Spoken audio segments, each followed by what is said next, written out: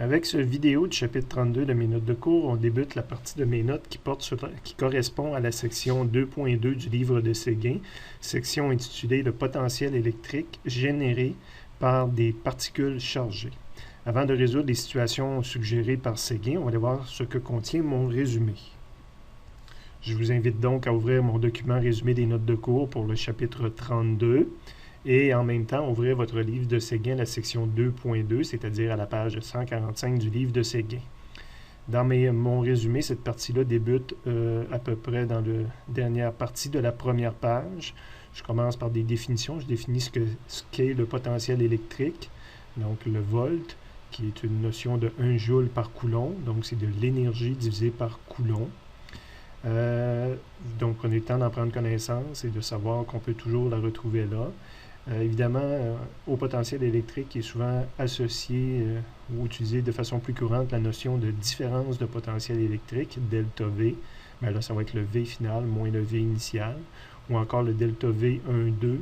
Quand on l'écrit de cette façon-là, ça veut dire que je passais du point 1 au point 2. Donc, le point 2 considéré comme le final moins le potentiel que j'avais au point 1. À la deuxième page, suite à ces définitions-là, je vais vous montrer comment est-ce qu'on peut calculer le potentiel électrique, potentiel étant des joules par coulomb, donc il y a une notion d'énergie, donc l'énergie qu'on peut associer à une particule chargée dans l'espace. Donc ici, là, je devrais mettre soit un plus, soit un moins. Je n'ai pas voulu mettre ni un ni l'autre pour que le dessin s'applique aux deux situations. Mais c'est la formule pour calculer le potentiel à quelque part dans l'espace. Donc le quelque part est illustré par le point ici.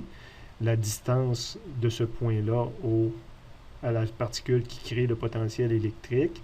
Évidemment, j'aurai la même distance partout sur le cercle. Donc, la valeur que je calcule de V ici, c'est le même V sur toute cette ligne-là, ligne qu'on va appeler justement équipotentielle parce qu'elle a toute la même valeur de V. On va voir que, par définition, on comprend que R est égal à l'infini, ça donne la valeur de V est égale à 0. Bien, mathématiquement, si vous mettez R est égal à l'infini dans cette équation-là, V va donner 0.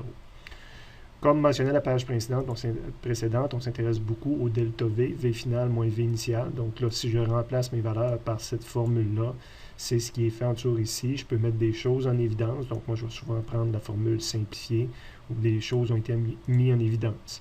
Donc là, le delta V, ça va être tout simplement que j'ai changé de position entre ma situation initiale et situation finale. Donc j'ai un potentiel qui est différent parce que j'ai changé de position. Les potentiels électriques, on peut appliquer le principe de superposition pour les potentiels électriques. Donc, on a déjà utilisé à quelques reprises le principe de superposition, donc qui s'applique pour les potentiels électriques. Je vous rappelle que je n'ai pas mis de valeur absolue dans toutes ces formules-là. Le Q, on tient compte de son signe, donc on écrit plus ou moins et on le traite mathématiquement. On va voir qu'il y a une relation entre l'énergie électrique que possède une particule et le voltage électrique à lequel cette particule-là est soumise. Encore une fois, il va falloir faire attention. Une particule crée un V à cet endroit-là de l'espace. Donc, une particule crée le V qui est ici.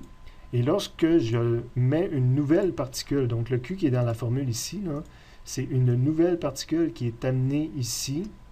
Puis là, je veux calculer l'énergie de cette particule-là. Donc, cette particule-là est soumise au potentiel qu'il y a à cet endroit-là. Et son énergie va être égale à ce Q-là fois le delta V. Donc, il y a un Q qui crée un V, puis ce V-là interagit avec un autre Q. On avait le même principe là, quand on faisait FE est égal à K, Q1, Q2 divisé par R.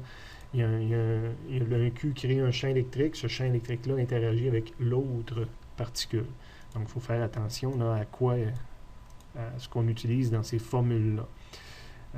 Évidemment, je peux calculer des variations. Donc, delta U, ça devient Q fois delta V. Ce qui varie, c'est le potentiel électrique. On va voir également que de cette formule-là, Q fois delta V, l'énergie se mesure en joules. Mais on voit aussi, on a vu que les charges en joules, ça veut dire coulomb fois volt. Mais les Q se mesurent aussi parfois en électrons. Hein? 1 électron, 2 électrons, 3 électrons. On a souvent quantifié nos charges de cette façon-là. Et le V est volt. Donc, au lieu d'être coulomb fois volt, ça pourrait être électron fois volt. Donc, 1 électron-volt, c'est une mesure d'énergie. Puis, 1 électron-volt va correspondre à un E fois 1 volt. Le E vaut 1,6 fois 10 à la moins 19. Donc, c'est vraiment une unité autre d'énergie, l'électronvolt. Donc, c'est pour ça qu'on a des facteurs de conversion. Le facteur de conversion de base, mais évidemment, 1 keV, ben, c'est 1000 fois ça, donc ça fait juste jouer sur l'exposant. Puis 1 million d'électronvolts, ben là, ça va jouer d'un facteur 6 sur l'exposant.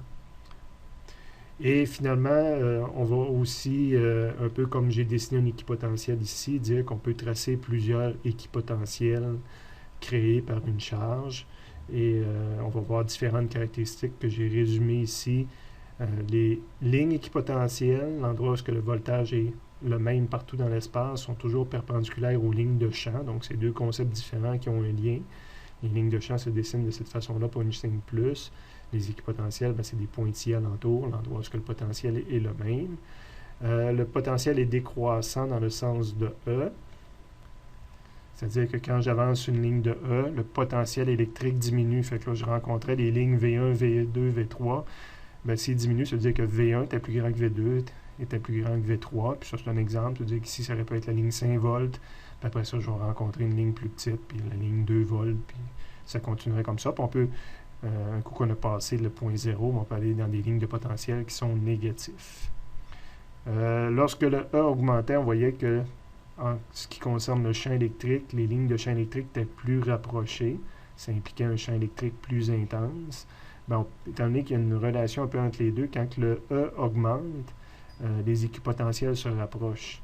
Fait qu'on voit ici, là, quand on dessine des équipotentiels, si on les dessine plus rapprochés, c'est-à-dire que le champ électrique est plus intense à cet endroit-là. Donc, il y a un lien entre ces différentes choses-là. Bon, évidemment, il faut commencer à travailler avec tout ça là, pour bien intégrer les concepts.